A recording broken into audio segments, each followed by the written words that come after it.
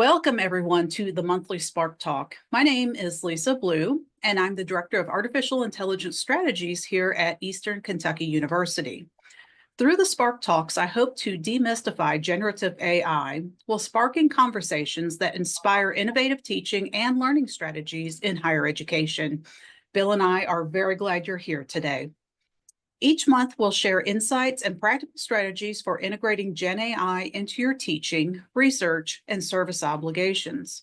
My goal is to enrich your teaching methods, empower our students, and promote the ethical, responsible use of AI while preparing students for the tech-driven job market they'll face post-graduation.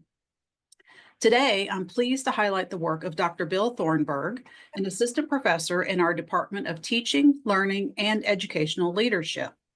During our time with Bill today, please feel free to raise your hand if you have a question, or you can also drop your question in the chat and I can bring them to Bill's attention. I'll also drop a link to our resources folder in the chat, and later today, I'll send a link to the recording to all who registered. All right, Bill, can you tell us about integrating AI in the classroom? Well, I sure hope so. Lisa, thank you so much for the invitation to do Spark Talk. I am very excited about AI. I'd just like to start by saying that I use it often. I find it very valuable, not just for myself and things I do in my personal life, but as well as just my academic endeavors and working with my students. It's really a phenomenal thing that we have. And I decided long ago I would just embrace it and just not fight it. I don't think it's going away.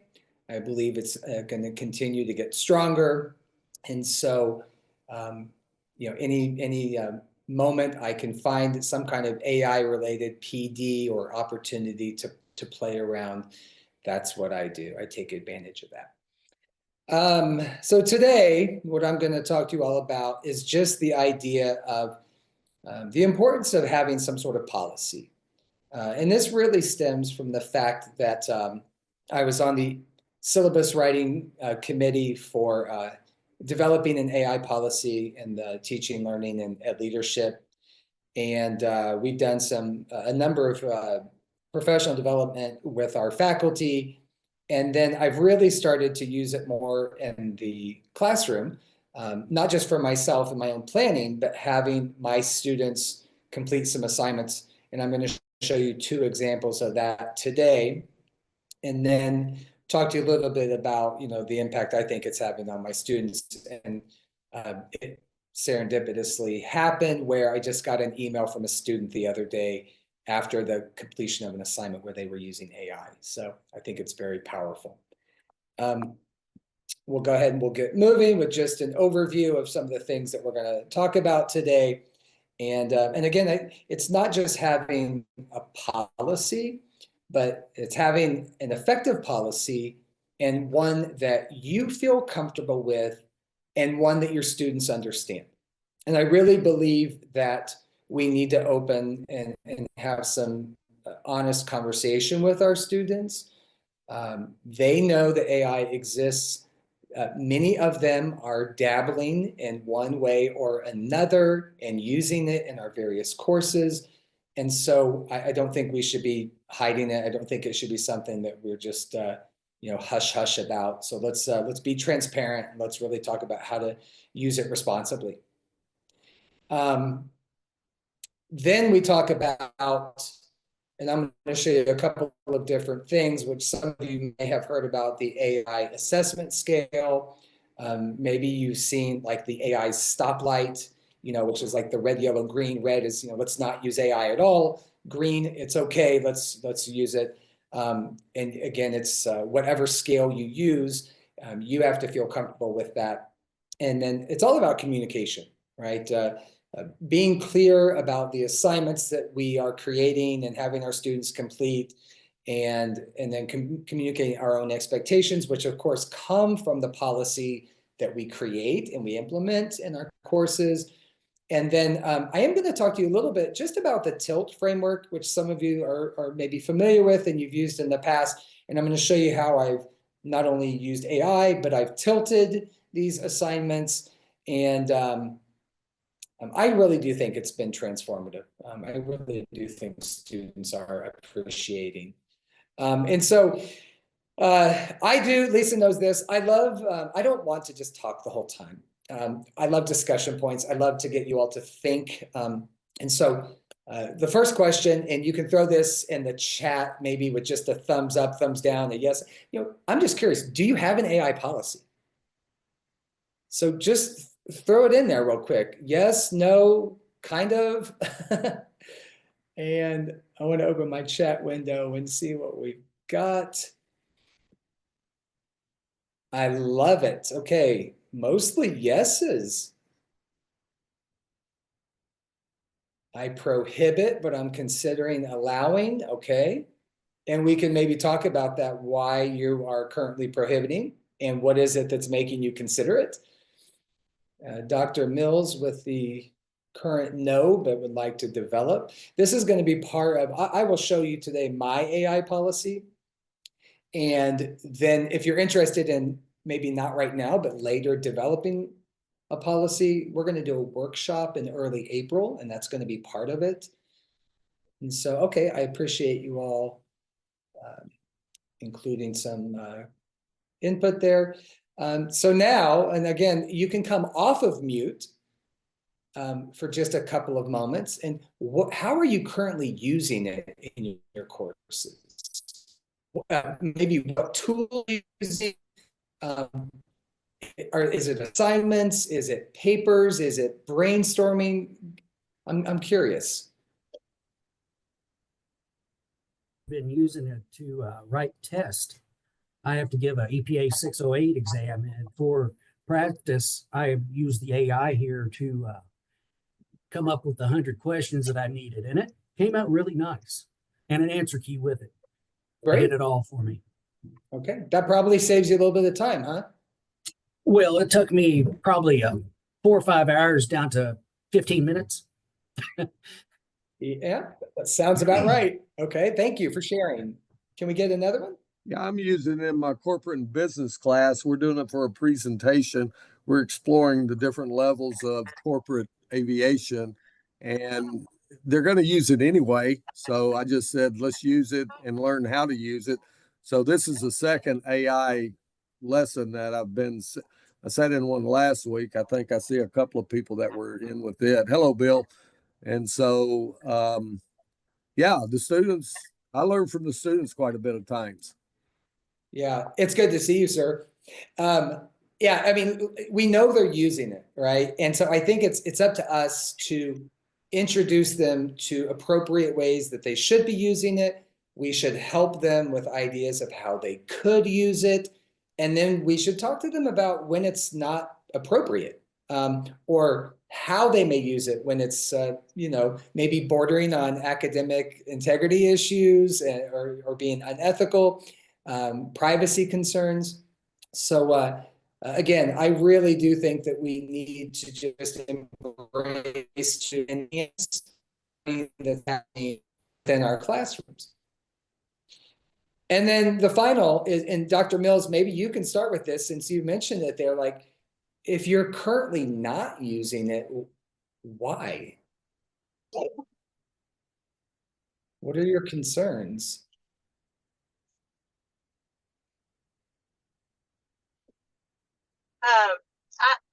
I was the one that mentioned I prohibit use. I teach biology class, and I do a lot of discussion posts, like article discussions or documentary discussions.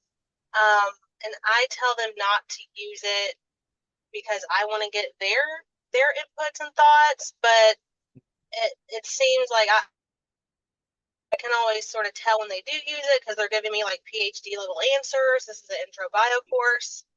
So I feel like I'm fighting a losing battle. So I'm just wanting to know how to ethically incorporate its use, but also maintain academic integrity. Yeah. And that's a very valid reason, right, of why you do have concerns. And I think for anyone that does use AI, we can all relate. But I think the one thing that I finally came to terms with because I wrestled with this for a while, was, we seem to be so worried about cheating. And the thing is, like, I mean, since education began, students cheat. They always have. They always will find ways to cheat.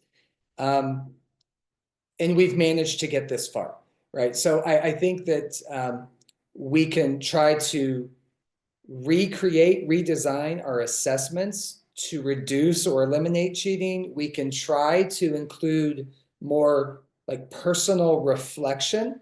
However, I don't know if you've ever tried this, but you can even ask AI to write a personal reflection for you over a certain topic, and it will, right? So just because you ask your students you want to hear from them, they can still input it. They can still get an output from the AI, and they can make some minor edits, and it appears as if they have reflected. So, this is something in my own head I think I still struggle with, how to create assignments that are meaningful, that allow students to use the AI, but at the same time, like, they're not cheating, So I've done some scaffolding, I've done some exploration, I've done don't use AI here, but use it here. Now compare. Tell me about this experience. And what I have found really is that I feel like they've been pretty honest. I've even said, you don't have to use AI. I'm giving you the opportunity, but if you choose not to, I still want to know why you're not. And even the responses there from students has been pretty eye-opening, because I think that there are students who are also having concerns with it and their own internal struggles with their ability to learn and apply concepts from our courses into real life application. So, while I think a lot of students are using it, I think it's still very generic, like ChatGPT basic stuff. I think that the majority of our students are not really digging into it in high level and using it like they could. And so I think that's where we come in to help them to be able to do this and use these tools better. So thank you for that input. And before I move on, I just want to ask, is anyone else having concerns and it is holding you back? I would just share that I'm probably less concerned with the cheating and more concerned with how do I build better assignments or better exams that really that are the learning moments that exams or assignments should be, and it's the rethinking how what assignments and exams I give, knowing that AI is going to be partnering with them. So it's this just rethinking and relearning that is causing me to go, well, because I don't know how to help you right now, I'm just saying, please don't. Yeah. But fingers crossed. yeah, please, until I figure it out. So, yeah. And so I think you're in a very normal place, right? I think that many teachers and professors are finding themselves kind of in this wanting to do more but at the same time, like, yeah, like please don't. But I think by having these conversations, like just intentionally having these conversations with students and saying, look, be honest with me, be transparent, right? I don't want you to use it, but if you do, can you please tell me? And so transparency is a really big piece for me. It's a really big piece of assignment completion and AI assignments. I want to know, what tool did you use? What was your initial prompt? I want to know how you revised the prompt, right? Like, what was the analytical process that got you to this final submission? And so maybe when I show you a couple of these assignments later, it'll help you to rethink. But we also could adjust the way that we teach, where maybe we're having to do a couple of assignments in person, where we can monitor what the students are doing. And then we can send them home and go, okay, now go use AI and learn more about this. And so, not like flipped classroom, but almost like a variation of it, where we're using our time together to complete certain aspects of the course. So then I have to fear that they're going to back to the dorm or home, and they're open their computer and the AI is doing that work for them. So yeah, again, a very valid concern and something to think about. But I mean, I think you bring up a great point. I think we all get very complacent. We like to do things the same way in the same class every semester that we teach it. And it's like someone said the last talk I did, like, wow, like this is really, I think, gonna like help me to like freshen up what I do. It's gonna help me like revamp my class, because I know that I have to engage with my students. And so, this was a 20-something year EKU faculty member who said, I really need to reconsider how I teach. And I think that that's great. We should all be doing that often. So let's move into just AI. I've given you a couple of examples here. Personally, I'm a huge fan of Magic School AI. I'm an AI pioneer through their Pioneer program. I have all their certifications. I just attended a PD at a conference last week in Mexico, where they had the attendees working with Magic School. ChatGPT is, the most famous one, the most commonly used, I think. And you have some others, but for us in education, Magic School, I think DFIT is great, and Eduade is very strong. Eduade was created by teachers, who really are just trying to help teachers. So those are some good tools. We have to just acknowledge this is really going to change how we teach, and it should be having us engaging in more conversations with people like Lisa, right, or others on campus or in the wider education community, thinking about like, how can I do things better? How can I make these changes to my courses to get away from traditional instruction? I think you can continue to resist. I don't think you should. I think you, to some level, say, okay, I'm gonna dabble in the world of AI. I'm gonna try, and in fact, I would encourage you to start small and work yourself into it. Don't just jump off the diving board into the deep end, not having a clue where you want to go or what you want to do. So start small and build up. And then, of course, always comes up, especially in education, working with students, and it's like privacy and ethics. And of course, this is a concern. So, we have to teach our students, as well as our own personal use. We should remove names. We should maybe remove institution names. We should be very careful with the input that we are putting into the tool. And honestly, once you find a tool that works well for you, you should research a little bit and see what it's, there's a company out there that does privacy scores for AI tools. I believe the last one I looked at, like ChatGPT, only got like a rating of like high 40s, like 47 or 48, but Magic School was up in the 90s.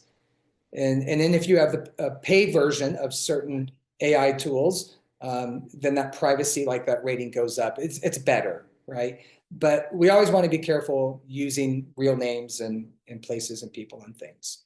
So those are always considerations. So let's jump into policy.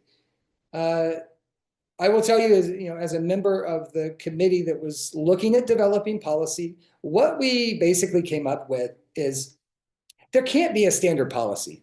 Or we don't think that it would be good practice to have a standard policy, because every professor is different in our own thinking about AI, our own use of AI, and to be quite honest, maybe the biggest thing, comfort using artificial intelligence. So we gave faculty members some examples of like a very low use, all the way up to like very high use, like open AI. And then we said, like, you really just need to come up with your own. But here are some ideas. Be very clear with the students of what's acceptable, what your expectations are. Encouraging honesty and transparency with your students is really vital. Talking to them about integrity, talking to them about, like cheating, And sometimes, right, I feel like if you do it the right way, it almost creates more work for them to use AI if they're having to reflect and report and show you revisions that they made to outputs and explain to you why. Because then they're having to make a lot of connections with the class. And to be honest, it would probably just be easier to just do the assignment without AI. So there are considerations there with academic integrity. And then you should research and Lisa put together a resource packet, and I included a couple of, I think Duke I used and University of Kentucky, and look at how other universities, other professors, look at what they're saying, right? And so the language that you use, I think, is important. I kind of compare it to when you tell a child, like, don't touch that. The first thing they want to do is they want to touch it. And so if our go-to language is don't use AI, that may basically like say, okay, well, I'm going to use AI on this, which we don't want. So if we talk to them more positively about it, and we give them ideas, and we again tell them what our expectations are, I think we can teach them to use it appropriately. And if we do so, it should help not only us as professors, but it should help them in the learning process. So I'm curious, like. Okay, before you ask, I have a question. Yes. What website do you rely on for those AI tool privacy scores?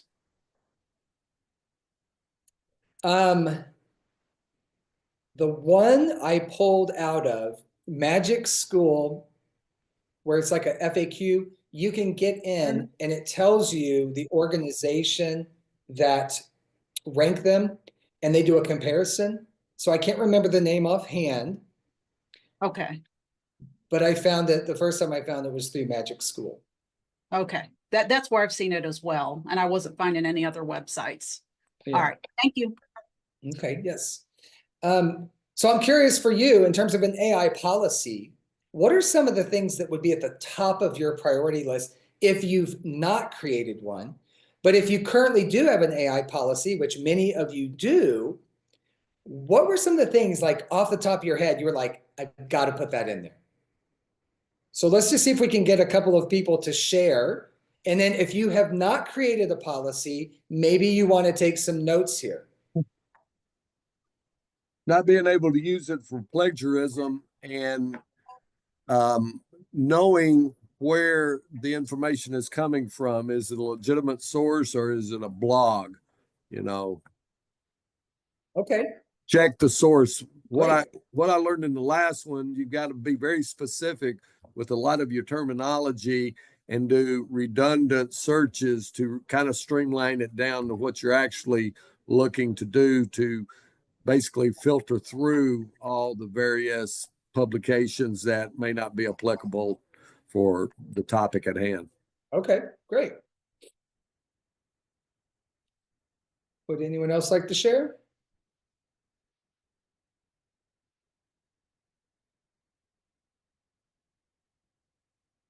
A quiet group. Okay, I won't twist arms. Well, Dr. Mills says that they would like students to try the problems first. Dr. Mills teaches physics. That's excellent. So in other words, like, you can have individual effort and then go and you can check it. Okay. Nice. Hanan echoes that for developmental math. Work on the problems first, then compare their answers to GPT. Okay. One of the things I saw with physics is some of this three-dimensional simulation that will take an equation and give you a visual representation as what it was. And I thought, the minute I thought, I said, if I had seen that early in my math career, I would not have had the problems I had. It's phenomenal. Some of the visualizations that explain how the equations work. Yeah, the capabilities are really mind-blowing. And it's a little bit scary, because what does that mean for the next 5 years, right? people up in. But I think we need to figure out, right, how to have a policy that communicates our feelings on it and our expectations, but also, right, letting students know that the reason, like, what's the purpose of a policy? I think we need to have that conversation with students too, that it's because we need you to have the conceptual understanding of the things that you're learning in the classroom. And then you can go, I mean, we do the same thing, right, through a doctoral program, and we learn about statistics. I took a statistics class and we used to use SPSS, and I'd get these outputs and I'd be like, okay, well, it's just statistically significant, right? And that's great. But then the follow-up higher level statistics class, my professor would say, I'm deeply suspicious of this program that just spits out a number. And so he made us do everything like by hand and through Excel. And it wasn't until that where I developed like a much like stronger foundation of, oh, like that's where the number comes from. And that's why it's important. And I think that, again, like having students do the work and then having them use AI to check the work or to take them to a deeper level of understanding, like this is what it should be used for, right? It's supplementing, it's enhancing what it is that we're teaching them, which is fabulous, right? So here's my policy. I'm gonna, sorry, I have to look at all my windows there, but I tried to keep mine short and sweet. I didn't want it to be a huge narrative. I thought, and let me make it a little bit bigger so you can see it. Is that okay? Okay, great. You're meaning to just show my policy, right? Were you trying to show Yeah. something else? Okay, Yeah, that's good. just my policy. And, you know, listen,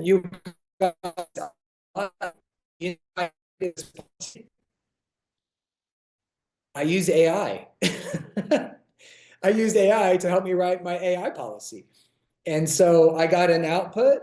I liked some of the things. I included them. I didn't like other things. I deleted them. I didn't always like the wording, so I changed the wording. And, you know, I molded it into something that I thought was fair, I thought was clear. And I introduced my students, you know, on day one of class. I don't read my 8-page syllabus. I go to very specific things and I say, this is important enough that I'm going to spend a few moments. Let's look at this.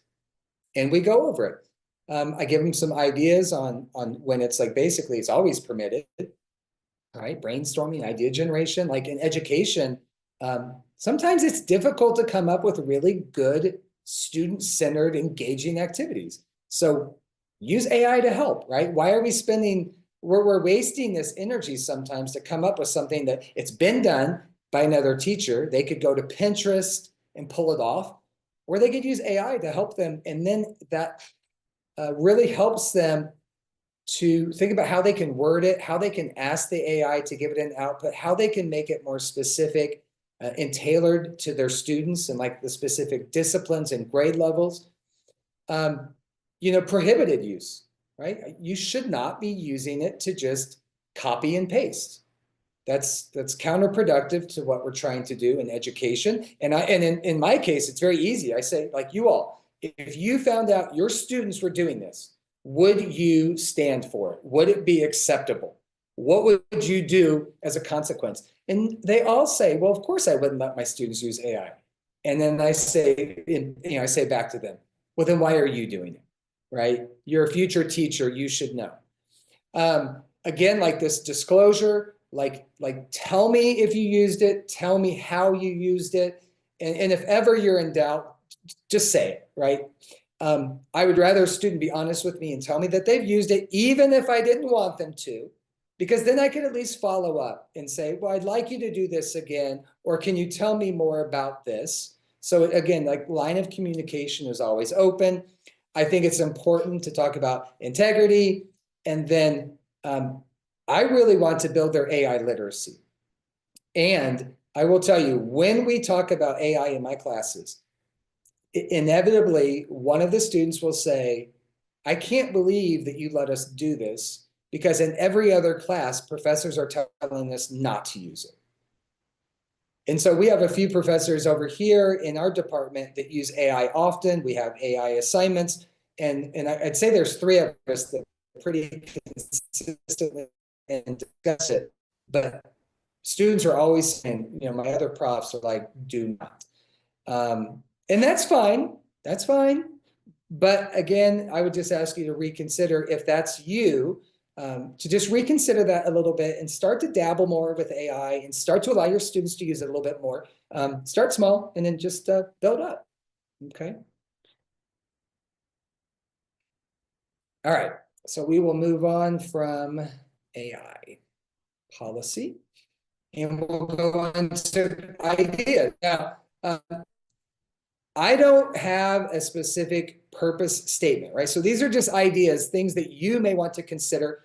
And I think it's completely fair for professors to be open and honest with our students about, this is why I have it. I'm concerned that you're not learning. I'm concerned that you're going to cheat. I'm concerned about, here's the purpose of this policy. If you want them to use certain tools, tell them that. I direct my students mostly to away from ChatGPT into more of the Magic School AI. But for me, I'm like, use whatever you want to use and just let me know. Because if it's something I'm not familiar with, I'll go play and I'll learn more about it myself. When it comes to citations, some of you may be okay with them just saying, I use ChatGPT, and some of you may want some other type of citation. When is it okay? When is it not okay to use? Are there consequences? I've had very few examples of having to deal with students with policy. But for me, rather than, I'm not a 0 and you can't resubmit. I'm more of a, did you use AI? Be honest. And when they say yes, and I say, well, I would really like you to redo this assignment because I'm curious as to what you think, not what compilation of billions of web pages have put together for you, right? Tell me what you think. And in all cases that I've asked that, students have apologized and have resubmitted. And I mostly give them full credit or a very minor deduction, right? So you have to decide in your classes what works best for you. And then of course, any kind of support resources that you think students may find valuable, education about AI, articles about AI. There's a lot of different things here. I've actually used, in terms of a support resource, I talked to them about, it was an East Coast high school student who this past year, I believe it was, got busted for AI, or at least the teacher thought that he had used AI. And then the parents were suing the school because that was going to have implications potentially on acceptance and scholarships. And so this has happened with my own children at the high school that they attend, where there was suspicion of AI use. And I will tell you, after review, I told my son, that is AI. I don't care what you tell me, that's AI. He eventually fessed up to it, but it just became this big thing, right? And a disciplinary action. And my first thought was, well, does the school have an AI policy? And did the teacher have an AI policy where they told the students, you can't use it? And now, again, personal conversations with my son, don't be a fool. Don't be cheating. You're not getting anywhere, right? It's not really helping you in the long term for your own education. But I immediately also thought about the school, because if you don't have a policy, can you really give a 0? Can you really give a deduction? And so by having the policy and thinking about these various things, then you have at least some leg to stand on, right? Okay, so let's turn our attention to the TILT framework. And I won't spend a lot of time on this, but for any of you that have used this framework, which is basically transparency in learning and teaching, it's when I give assignments, they have a purpose, they have a task, and they have a success criteria. And so it's why are you doing this? And what will you be doing? And how will I evaluate your performance? I have found in the assignments that I have tilted that there are benefits of being transparent. And and students know what my expectations are, and they've done a pretty good job. So I do like this framework. I'm still probably a little bit further behind than I should be. I need to tilt a few more assignments, but it's been very helpful.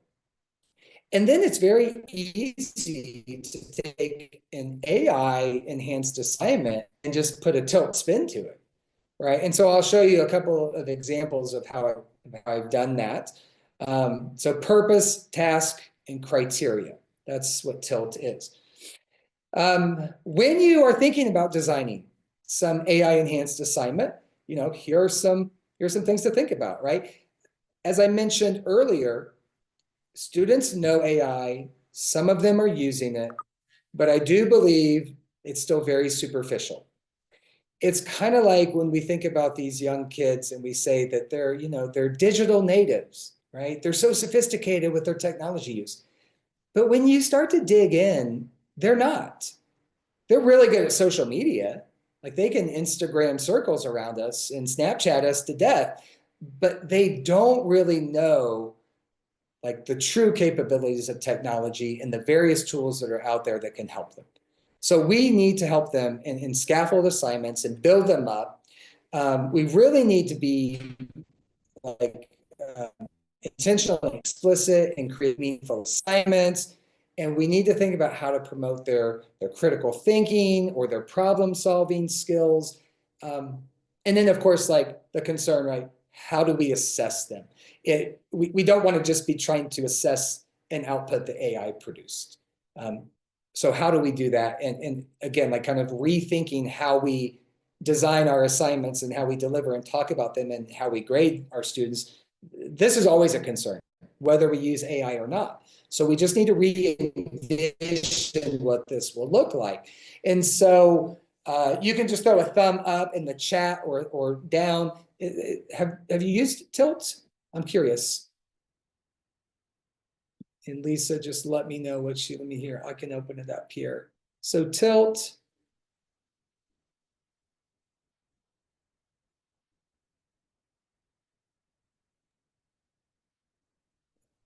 We've got a thumbs up, a yes, a lot of no's, Okay. another thumbs up.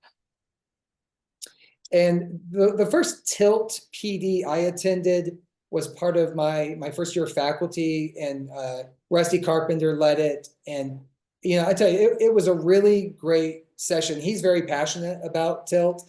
And I decided at that time I would kind of like dabble in it, and it worked. And so I've continued to do a little bit more. And I think eventually I'll get to a point, right? It always comes down to, we're so busy. We got to find the time. But I think eventually I'll get to a point where like all my assignments are just tilted. Because why should our students not know what we're doing? Why do we think they enjoy not knowing how we will evaluate them? I mean, that's silly.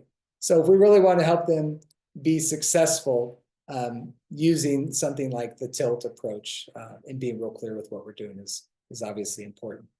And then like, not to share, but just like take a couple of moments and think about this. So if you were going to redesign, like you have an assignment right now that you really love, how could you redesign it and use AI?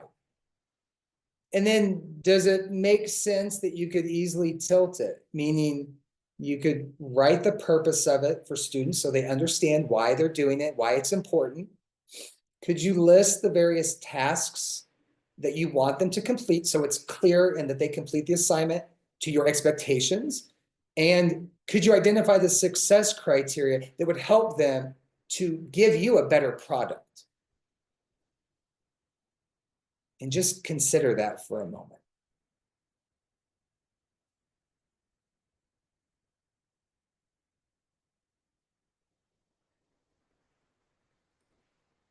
Hopefully you have an assignment in mind and you think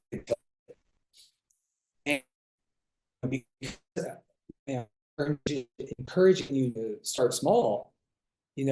Between now and early May, is it possible that you could try to do one of your assignments using AI? And if you think the answer is yes, go for it. go for it. Try it out. My wife is a nurse, and I say, like, I think teaching and nursing are very similar. There's just one big difference. Nobody's going to die in the classroom, right? Your assignment may fall a little short. It may not go as planned. Students may butcher it. It's okay, right? And I think that then is a learning lesson for your students. You could say, hey, I tried it. I thought you would do this. You didn't. It fell short. Sometimes we fall short in education, and we can have conversations about that. We could redo this assignment, right? Or we could just scrap it and go, okay, that didn't work. I'm not going to use AI on that assignment in the future. But give it a try. So we're running a little bit short Okay, on time. so Could you talk to us about sample AI assignment structure? yeah, let's do it. So one of the things Lisa and I talked about when we were thinking about this presentation was, what do I do to prepare students? Okay, I talk to them about AI, I talk to them about usage, integrity. I prepare them by showing them websites and doing my own prompting. I talk to my students about prompts and prompt writing and how important it is. It's so important. Probably on the screen you see right now, the thing I think that's maybe most important is the critical analysis of the output. So we should never assume that the output is good enough that we could copy and paste it.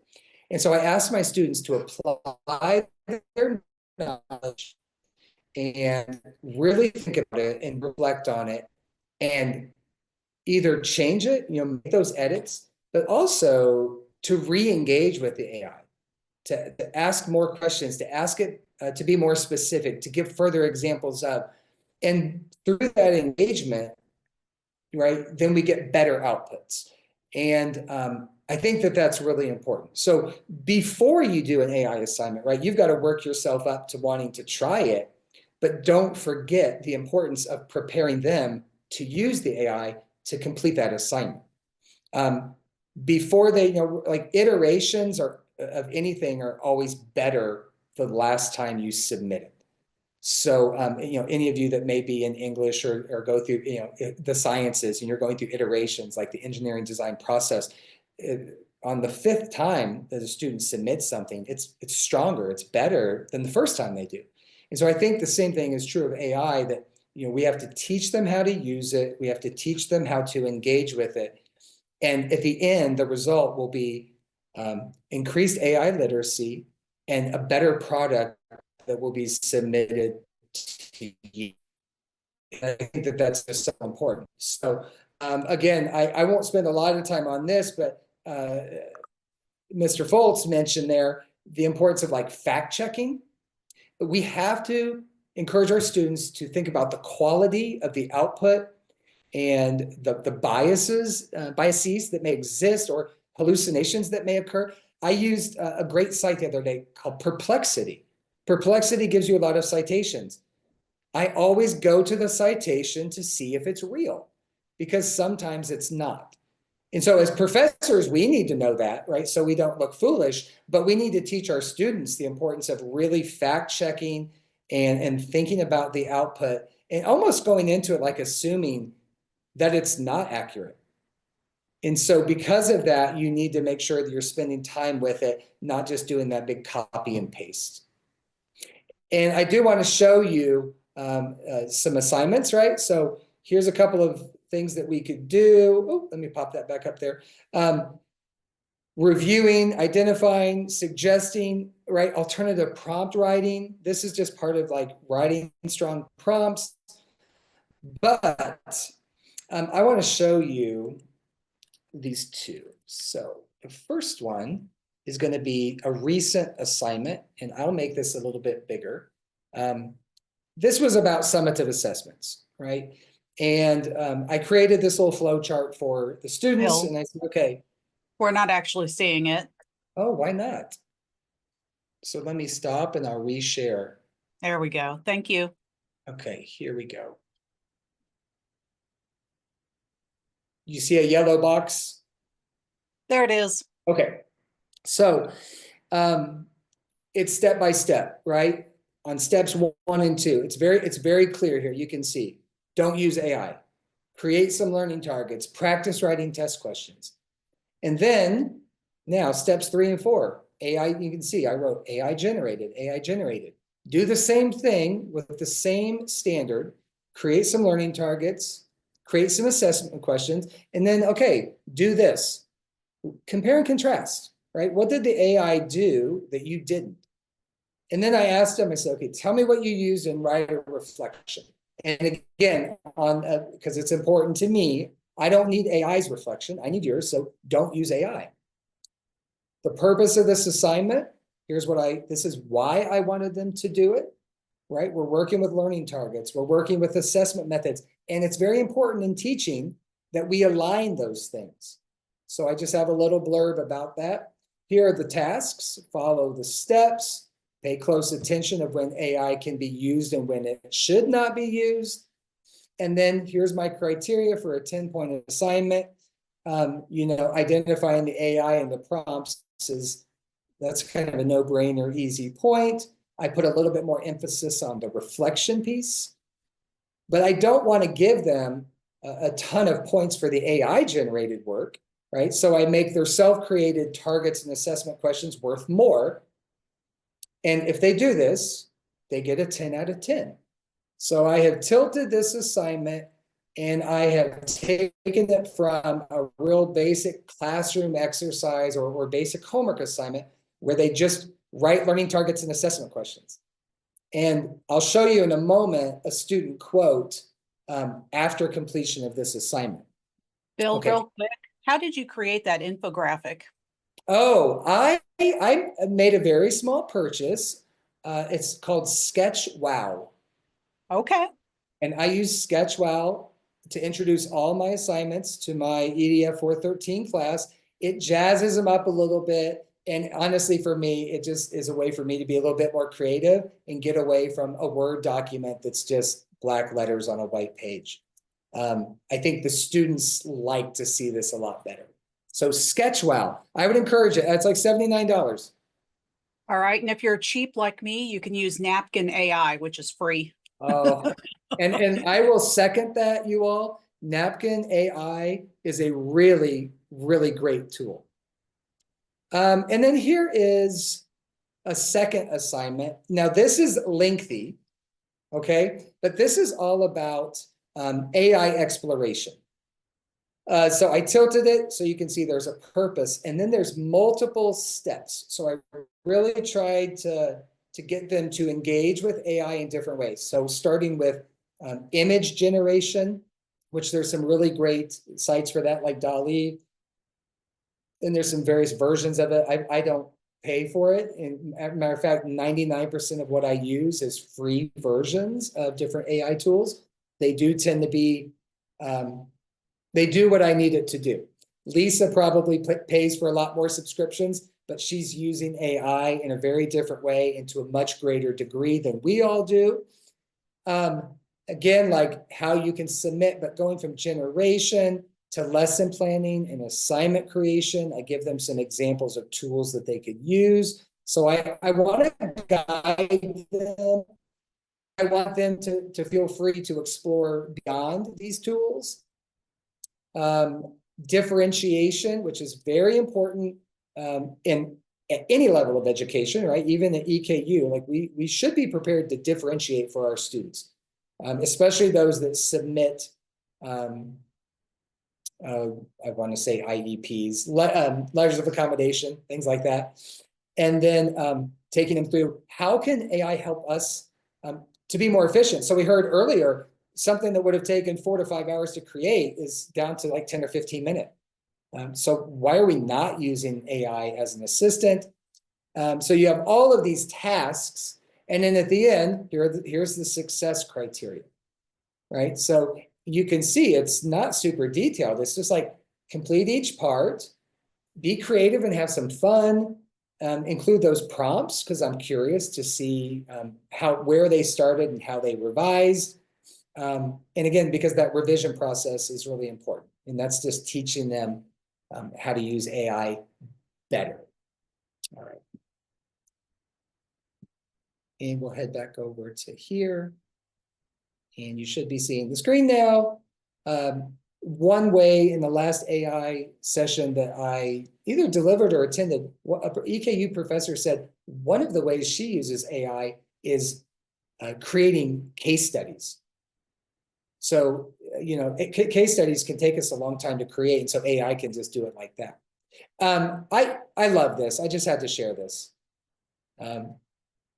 This was after that nice yellow box and the flow chart of using AI, and this student reached out and just said, it made me feel really good about the knowledge I'm gaining. And, then she just got in. I didn't even know this about her because this is an online course, this one that this student's in.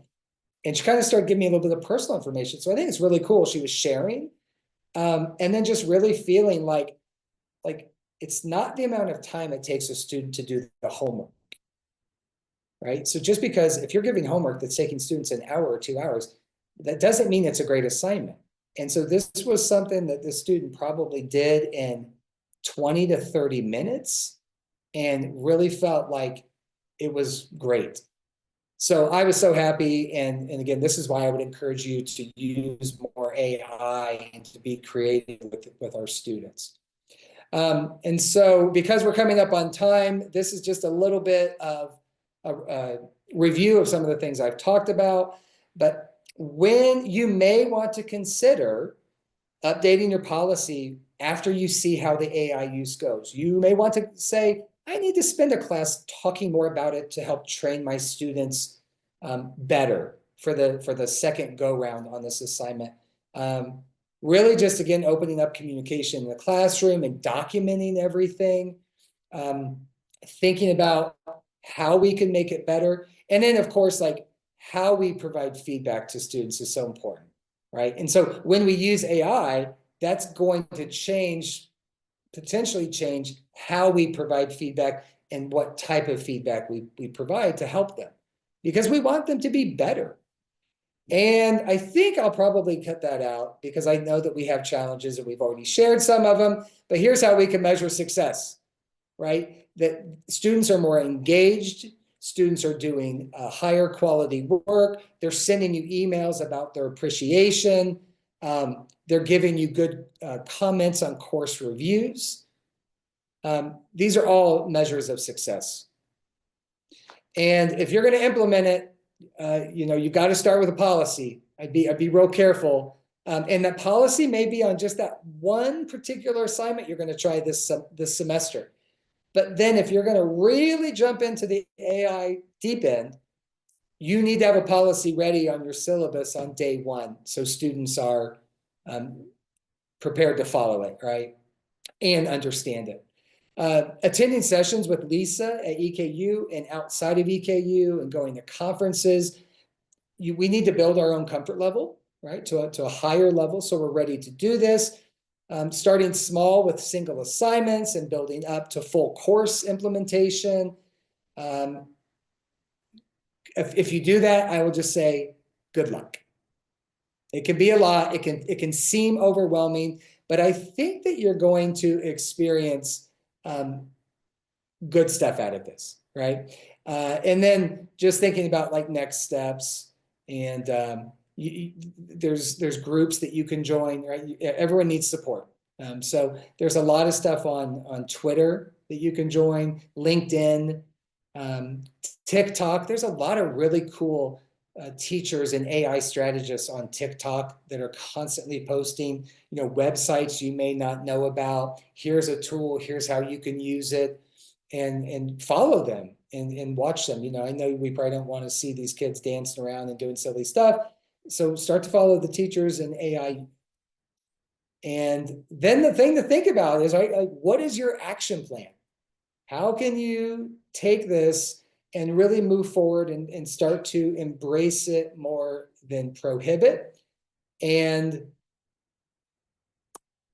here are some great little quotes I found about AI, right? We're still a major part of this process of learning. And so with some reconsiderations and some envisioning of what this all could look like, You know, I really like this idea, like AI is at our fingertips, and it's our role to help the students and to guide them, which is no different than what we do without AI. We guide them and we help them to be better and to learn. And that's our job. That's the world we live in. So we need to embrace this AI world more than resist it. And that is the end. I am done, Lisa. And I think that we have a couple minutes for questions. If anyone has any questions. Yeah, so we've got about 4 minutes if anyone would like to come off mute. Please, yeah, let's chat. Thank you for sharing. So my name is Sripon Peters from Morehead State University. My student and my university separately, my university recently have the policy in, but because I teach art and design, my students have opportunity to engage. This is not so much about writing, but they generate the pictures and share with us. What I did is let them explore with the productions. AI generates vector will not be able to produce with our laser cutting and 3D printing. So the students spend a lot of time cleaning up, but if they draw by themselves, it's much faster. They found out that the reasons why I don't use it, or why they don't use it, or why they choose particular one. So that's really good experience as well. I know my teaching and my student background is a bit different from what you guys sharing, but our university, Morehead State University, have already moved up with the policy, and we excited about it and want to hear what you guys doing right now. I gather all information as much as I can, and thank you for sharing. Yeah, no problem. Yeah, I recognize you as a regular. Thank you for your participation on a consistent basis. We appreciate it. You're welcome, because I want to learn what you guys thinking about, how can you do it? I'll try to hear, do you have any risk that I need to be aware? What pitfall I need to be aware before I move? I kind of follow you guys right now and see what we can do. Awesome. We've got you. We need to come road trip and see you someday. We're not that far. Thank you so much. Thank you. Awesome. So, Bill, we've got a question in the chat. I heard Dr. Thornburgh mention the hesitancy of creating a university policy. So my question is, why is there such an emphasis on a personal policy? I know we both have thoughts on this, but I'll let you go first. Yeah, I mean, I think that a university or a college or department can have a policy. I think they can to some degree. But when it comes to my syllabus, if I'm not comfortable using AI and I'm not going to use AI and I don't want my students to use AI, that's fine, right? I mean, I have that academic freedom. But then on the flip side, Lisa, she's a go-getter. She wants to learn. She wants to use it. She's going to have AI assignments. So our policies would look very different. And I don't think that we should force anybody to use AI. And I think whatever road we want to travel down, we just have to be clear about that, and we have to communicate that. So that's why I say it's personal. And in our particular department, we have some newer, younger faculty, and we have some older, many years of experienced faculty, and everything in between. And there are some people at both ends of that spectrum who want to use AI and who do not want to use AI. So I don't think it's fair to just throw this policy out and say, you have to do it. And I think a lot of it is because we're already overwhelmed with work, and asking people to learn new things to use, I don't think is always a fair thing. And asking people to use tools that they don't want to use is a fair thing. And so I think personally, it's got to come down to the individual that's in charge of the classroom, and you have to have a good rationale for it, and you have to communicate it. So that's why I say personal preference, and policies just can't be the same, because we'll all use it to a very different degree. Lisa, do you And I want to think, chime in on and I that? think policies also have to be discipline specific, because the AI policy in journalism is going to look very different for the AI policy in biology. And so I agree that it's all about academic freedom. And that's why when I provided guidance for the entire university about how to incorporate or not incorporate AI into the curriculum, I offered them everything from no AI to AI on most assignments, although I think it's getting really difficult to stick with that no AI stance. I think we need to go from AI embracing, AI resistant to having all of our assignments be AI aware to some degree or another. All right, and we are over time with Lisa, that. can I just what's up real quick? Please, absolutely. Yeah, and I mean, if you all haven't seen this, this is like exactly what Lisa's talking about. That comes out of Australia, and this group, Leon Furs is the primary author, but this group works on this, and it's been, this is multiple iterations, and I mentioned earlier, like there's this stoplight that some teachers use. We're all in a different place, and to be honest, like not only individually are we in our own thinking, but different assignments, we could push students into various levels. So we have to think about individually the types of assignments that we assign, and then what we want the students to get from those assignments as to whether we're at level 1 or we're going to allow them to use it a little bit and be maybe level 2 or level 3. So I think this is a really great tool. And that as well as the integration scale are in the resource packet if you'd like to check those out. All right, I know we're over time, but we've got one of these hot button questions that I feel like we really need to address. What are your thoughts or recommendations around using or not using AI writing detection tools? I have heard, Lisa probably knows a little bit more than I do, but initially my understanding was they weren't very accurate, and they give a lot of false positives.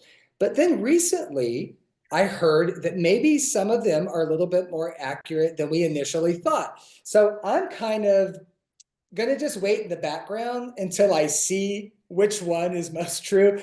I will tell you, every once in a while, I will copy and paste a student's answer, but I will use 3 or 4 different sites. And every site always gives me a different percentage of human created versus AI generated. So I'm very cautious about it.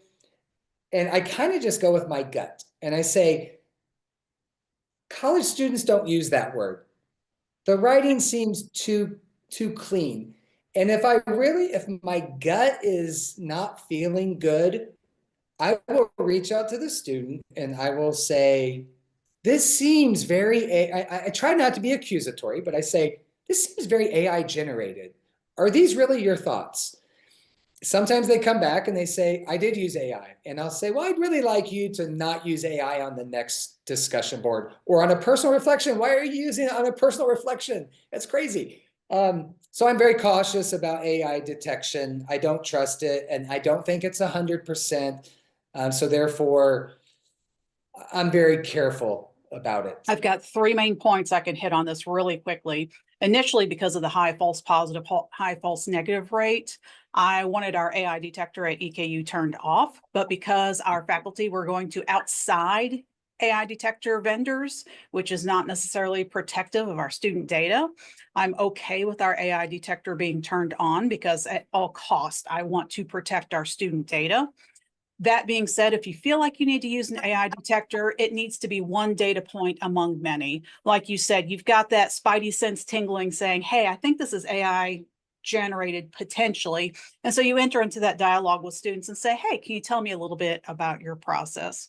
And with that, we are 5 minutes over time. I want to thank everybody again for spending time with us today to talk about AI. Bill and I talk about this all the time. We love it.